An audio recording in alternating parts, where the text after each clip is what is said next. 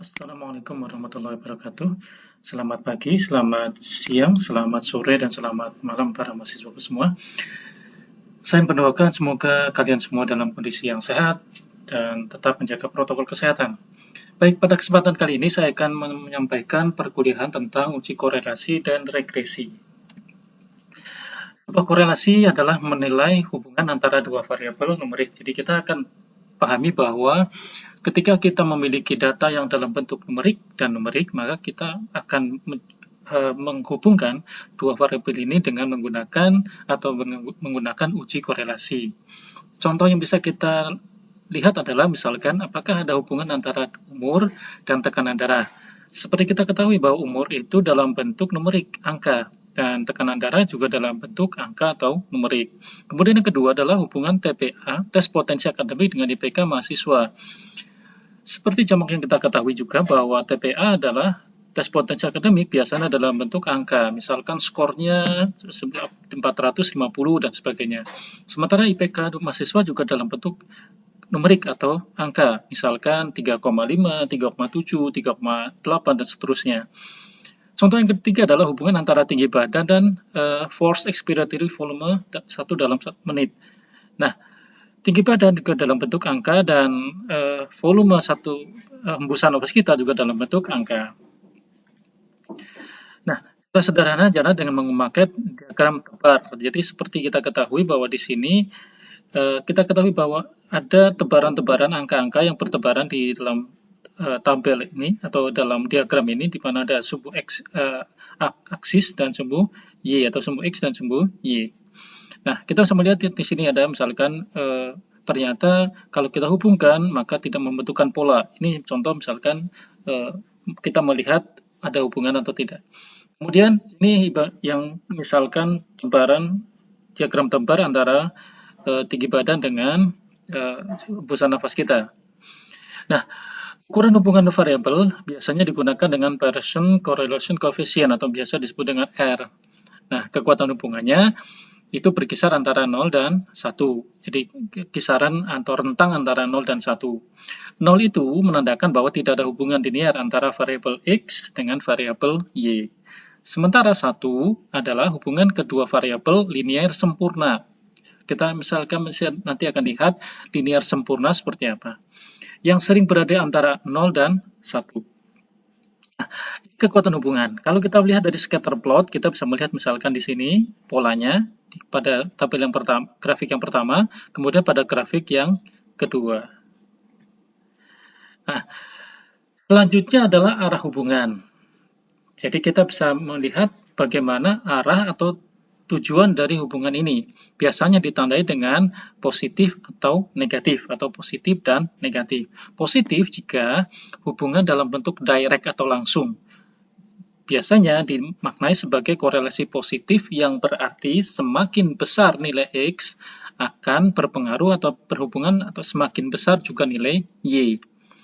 Sementara hubungan negatif adalah hubungan terbalik atau inverse, di mana korelasi negatif berarti kenaikan variabel X diikuti dengan penurunan variabel Y, atau sebaliknya, penaikan variabel Y diikuti dengan penurunan variabel X.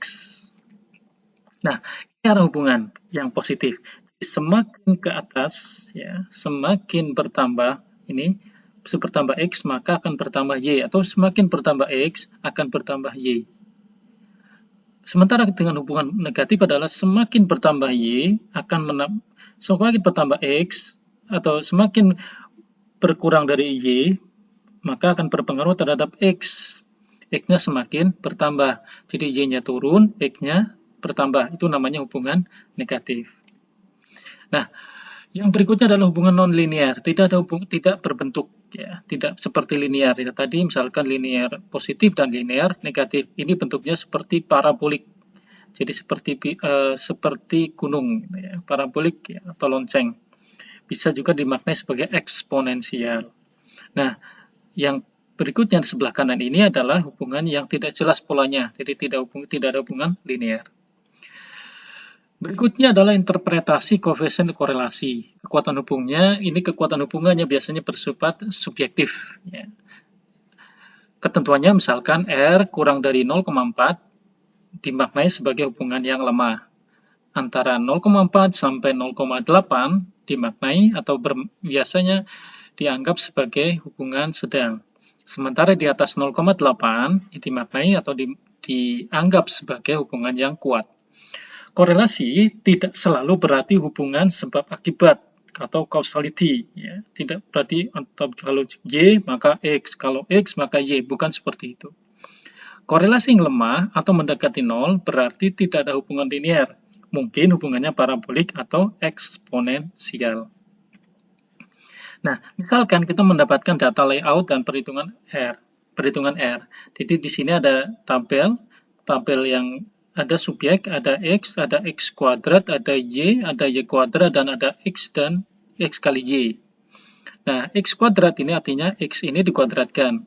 X ini dikuadratkan, kemudian Y, ini adalah Y pengukuran, kemudian Y ini dikuadratkan juga, dan seterusnya. Kemudian rumusnya adalah R sama dengan sigma XY dikurangi sigma X kali sigma Y dibagi N, dibagi dengan akar sigma X kuadrat dikurangi sigma X kuadrat dibagi N, dikurangi sigma Y kuadrat dikurangi sigma Y kuadrat dibagi N.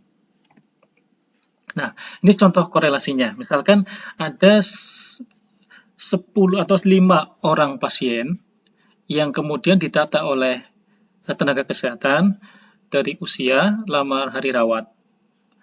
Pasien yang pertama umurnya 20 tahun, hari rawatnya 5 hari. Pasien kedua adalah 30 tahun, hari rawatnya 6 hari. Pasien ketiga 25 tahun, lama hari rawatnya 5 hari. Dan pasien keempat 35 tahun, lama hari rawatnya 7. Dan yang terakhir, pasien yang kelima adalah usianya 40 tahun, lama hari rawatnya 8. Nah, kita semua lihat ada pertambahan umur. Apakah ada polanya antara usia dengan lama hari rawat? Maka kemudian kita jumlahkan X kali Y. 20 kali 5, 100. 30 kali 6, 180, dan seterusnya. Nah, jumlah X ini kemudian kita mendapatkan angka 150.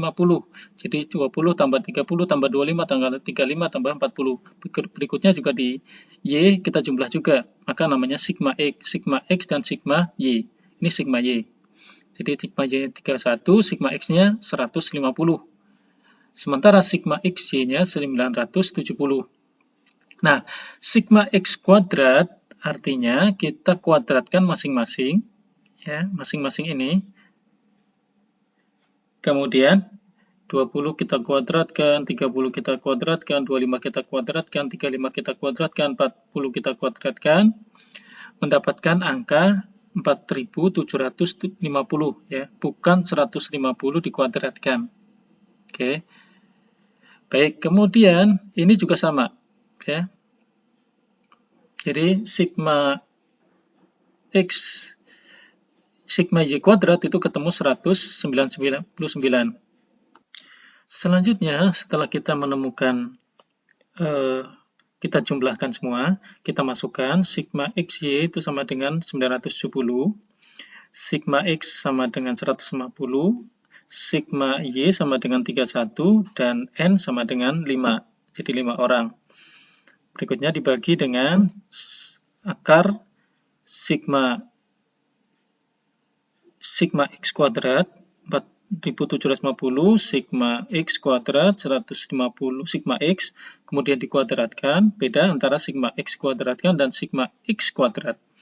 Dibagi 5, sigma Y kuadrat, ya, kemudian dikurangi sigma X dikuadratkan dibagi 5. Kita ketemu, setelah dijumlah semua, ditemukan angka 0,97.